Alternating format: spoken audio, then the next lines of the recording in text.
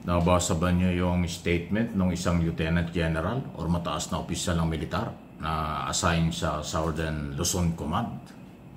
Wala naman siyang denial mula nung lumabas ang istoryang yan eh. Kasi kung hindi galing sa kanya yan, pwede niyang i-deny kinabukasan dahil nag-viral na. Wala pong denial until now eh. So anong ibig sabihin nun? Ang sinasabi po doon, kanilang ipinapalaala sa lahat na sila ay bahagi at sila ay sumusuporta laban sa korupsyon.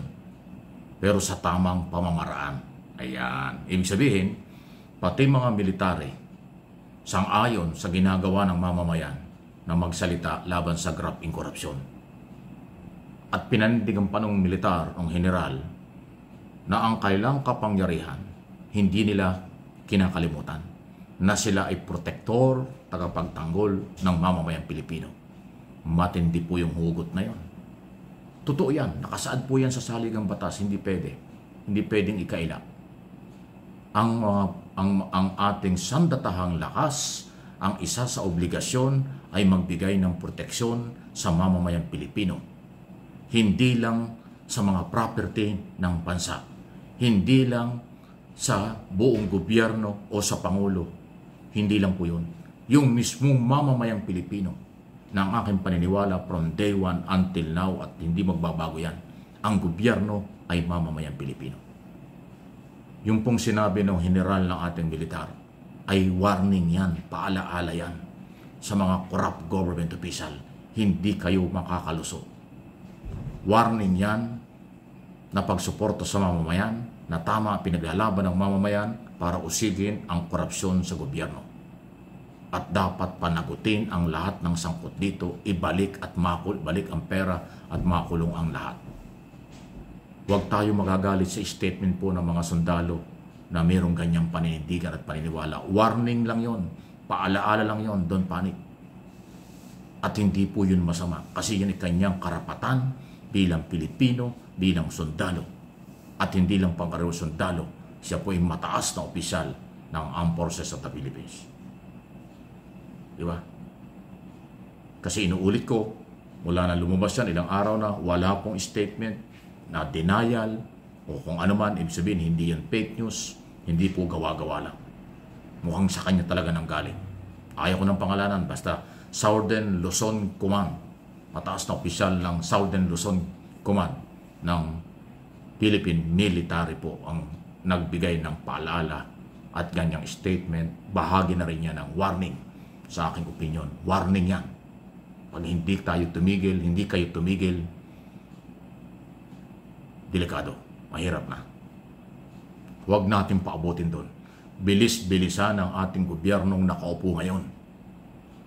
Ang pagbibigay ng kaparusahan sa mga sangkot sa katiwalian. Habang hindi pa po napupuno ang salok, hindi pa napupuno ang sagad na galit ng mamamayan. Nag-uumpisa pa lang po. Yung mga rallying nangyayari, umpisa lang yan. Kaya ako, bilib ako doon sa mga artistang naninindigan katulad ni Vice Ganda, Sara Geronimo, at saka ho itong si Ogie Alcacid, yung aking kababayang Batanggenyo. Nagsalita na ho sila. Sabi niya, nakakagalit na itong nangyayari. Totoo yun. Kasi kung Pilipino ka, magagalit ka talaga. Nanakawang ka, harap-harapan. Tapos ang pinakamasakit dito, puro paikot lang. Sabi nga ni Sara Geronimo, puro paikot lang. Pinaiikot tayo, pinaglululoko tayo, niluloko ang mamamayan. Totoo yun, observation nila.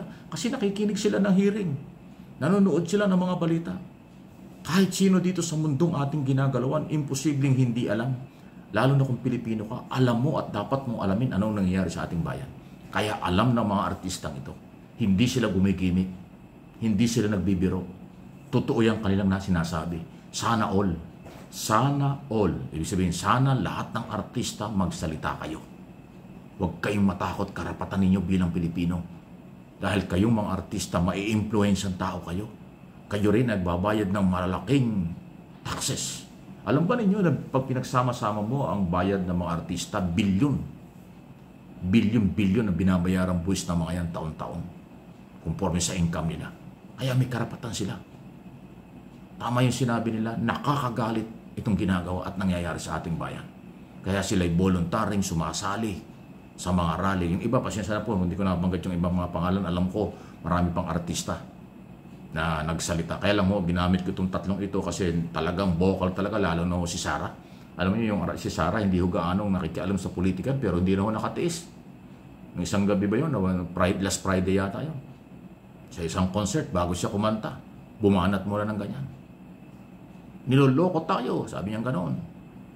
Pinaiikot-ikot lang nila ang investigasyon, niloloko tayo, ninakawan tayo, di ba? Dapat mabago na ang bulok na sistema ng ating bansa. Ganyan ang kanyang lingwahe. Sipin mo yan. Palakpakan niya ang tao. Ako, nung madinig ko yun, sabi ko, iba na itong hugot na ito. Itong pinanggagalingan ng ganitong statement ay simbolo na ng galit. Hindi ho yan propaganda, hindi po yan gimmick. Galit na nang gagaling sa puso ng mga artista. Yung pa kayang simpleng mamamayan. Kaya kayong mga politiko na mga tapos na ang term nyo o hindi kayo nanalo sa karang eleksyon, na meron kayong kinalaman, kasama kayo rito. Huwag kayong pangisi-ngisi dyan. Alam ko maraming politikong tapos na ang term, hindi nakapwesto ngayon, sabit din dito sa korupsyon.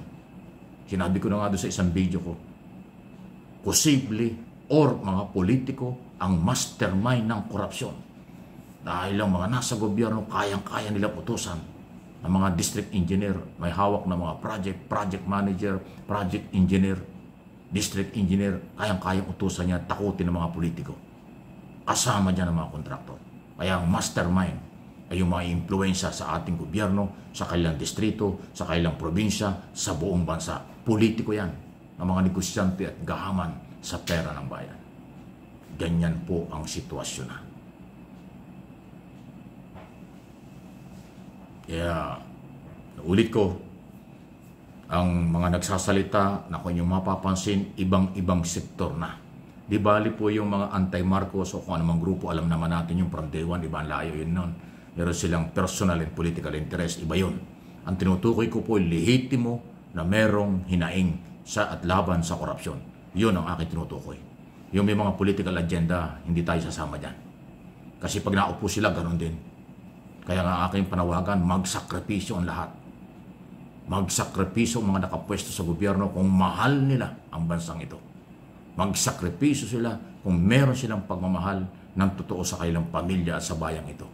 Kasi yung kabataan, ang kawawa pagdating ng araw. Sila ang magbabayad ng lubog tayo sa pagkakautang.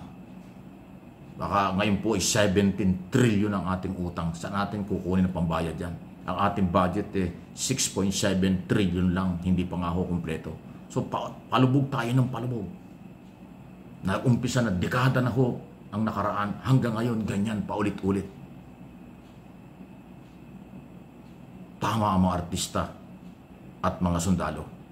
Nakakagalit na ang nangyayari sa ating bansa.